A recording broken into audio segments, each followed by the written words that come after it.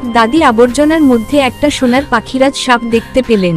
তিনি সেটাকে দ্রুত তুলে নিলেন, কিন্তু এক লোভী ধনী মেয়ে এসে জোর করে সেই সোনার সাপটি ছিনিয়ে নিয়ে পালিয়ে গেল। অসহায় দাদি তখন পাশে পড়ে থাকা একটা লাল পাখিরাজ সাপ তুলে নিলেন। বাড়িতে গিয়ে ধনী মেয়েটি আনন্দে নাচতে লাগল।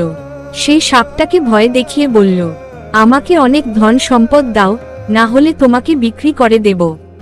হঠাৎ সাপটি বিশাল আকার ধারণ করল আর মেয়েটিকে নিজের পিঠে বসিয়ে আকাশে উড়ে গেল। কিছুক্ষণ পর তারা এক জাদুর দরজা দিয়ে সোনার এক রাজ্যে প্রবেশ করল।